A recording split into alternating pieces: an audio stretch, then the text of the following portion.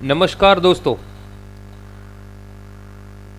जिन जिन लोगों ने बाज़ार फ्राइडे को देखा होगा रात को, उन लोगों को तो ये लग रहा होगा कि आज सुबह उठते ही निफ्टी करीबन 300 से 400 पॉइंट ऊपर होगा और बैंक निफ्टी करीबन 1000 से 1500 पॉइंट तो ऊपर होगा। लेकिन सुबह उठकर देखा तो कहाँ से कहाँ आ गए।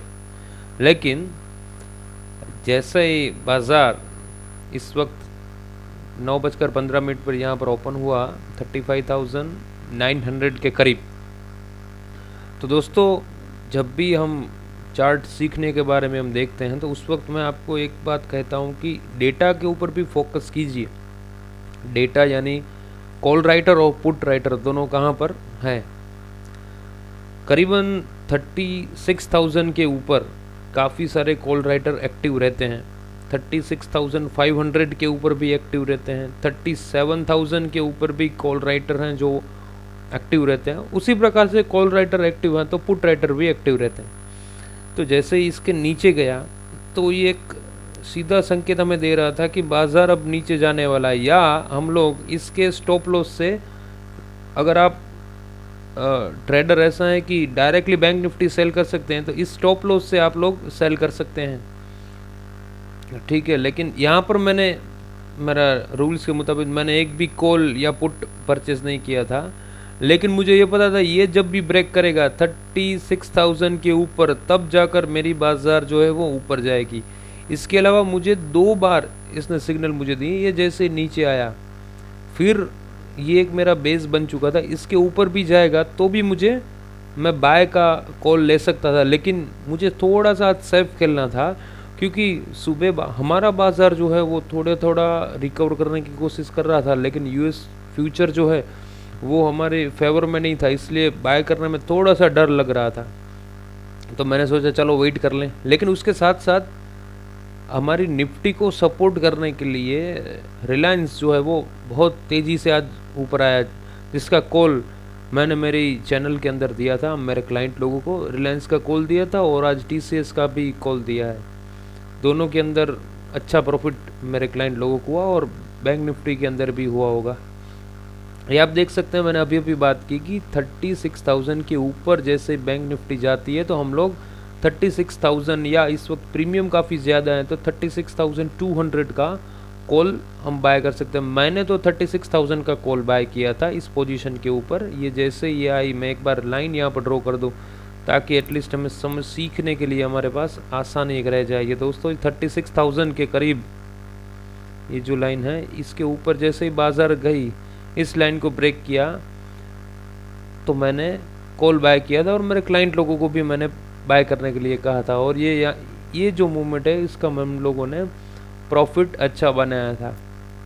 फिर ये बाज़ार के अंदर ये मूव आता गया। इसके नीचे का ये सेल का सिग्नल था, लेकिन कंफर्मेशन कब आता है दोस्तों, ये जब भी तीसरी कैंडल, दूसरी कैंडल इसके नीचे अगर बनती तो यहाँ पर सेल का सिग्नल था।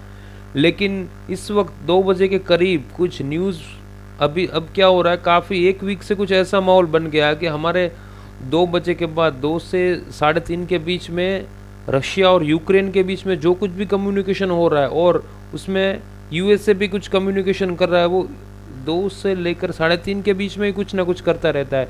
तो 2 से 3:30 के बीच में मैंने ऐसा बात सोच ली है कि उस वक्त ट्रेड ही नहीं करना है, मार्केट देखते रहना है। तो इसके बाद मैंने एक भी ट्रेड नहीं लिया। लेकिन कुछ ऐसा बता रहा है, सिग्नल ऐसा कुछ आ रहे हैं कि बाज़ार के अंदर कुछ पॉजिटिव न्यूज़ आ रहा है। लेकिन कल के दिन महाशिवरात्रि है, इसलिए एक भी पोजीशन स्टैंडिंग मैंने नहीं रखी है। लेकिन एक मैं आपको बात बता दूं कि इस वक्त लास्ट जो है 36,200 के करीब है। अब मान लेते हैं कि वेडनेसडे के दिन क्या हो सकता है बाज़ार के अंदर। मान लीजिए कि यहाँ पर फ्लैट ओपन होता है, फ्लैट जिसकी संभावना काफ़ी कम है, लेकिन मान लेते हैं कि फ्लैट ओपन होता है। फ्लैट यानी 100 पॉइंट ऊपर या 100 पॉइंट नीचे के करीब। तो हम लोग 100 पॉइंट ऊपर के करीब अगर ओपन होते हैं तो हम लोग क्या कर सकते हैं, कुछ देर तक वेट कर सकते हैं, क्योंकि ये जो है वो काफ़ी बड़ा रेजिस्टेंस है 36,500 का। अगर 36,500 के ऊपर अगर बाज़ार चली जाती है और उस 1-2 कैंडल बना लेती है तो हम बिल्कुल बाय करेंगे। और उसी प्रकार से बाज़ार के अंदर जैसे ही 36,000 का लेवल ब्रेक करता है तो और एक और रेड कैंडल जनरेट होता है तो हम बिल्कुल सेल करेंगे।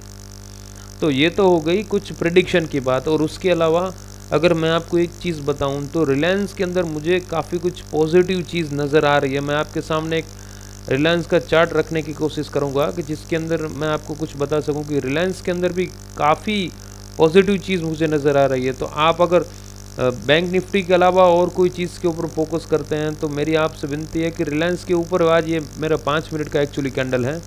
5 मिनट के दौरान भी मेरे पास जैसे ही ऑप्शन चेन मैंने ओपन किया था 2300 का लेवल जैसे ही क्रॉस किया था, मैंने क्लाइंट लोगों को बताया था कि 2305 जैसे ही क्रॉस होगा आप चाहे उतना माल ले सकते हैं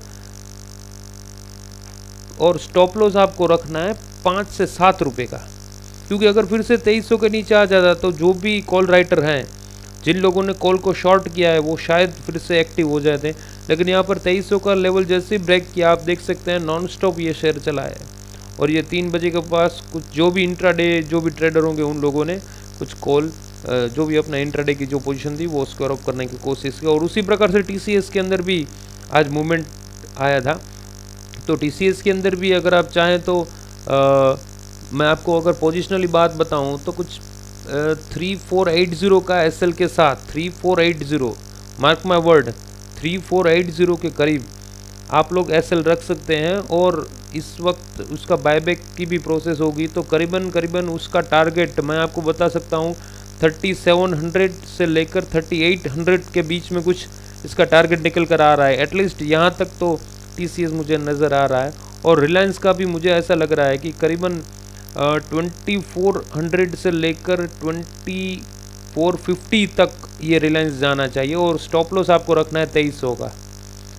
आशा रख रहा हूँ कि आज की ये वीडियो आपको अच्छी लगी होगी। कुछ आज बैंक निफ्टी का आप लोगों ने कुछ सीखा होगा। अगर ये मेरे चैनल आपको लाइक करने की आपको इच्छा है तो प्लीज़ लाइक कीजिए, कमेंट सेक्शन में कुछ कमेंट कीजिए। कुछ आप भी कोई चीज़ मुझे भी सिखाना चाहते हैं या हमारे जो भी फ्रेंड्स हैं उनके साथ शेयर करना चाहते हैं तो प्लीज़ कमेंट सेक्शन में जाकर वो आपकी चीज़ शेयर कीजिए। क्योंकि अल्टीमेटली ये जो चैनल है उसका गोल एक ही है कि जो भी हमारे ट्रेडर्स हैं जिसकी लाइफ इस वक्त ट्रेडिंग के लिए बहुत ही डिफ़िकल्ट है वो आसानी से ट्रेड कर पाएँ और कुछ कमा सकें। अस्तु, थैंक यू, नमस्कार, जय हिंद।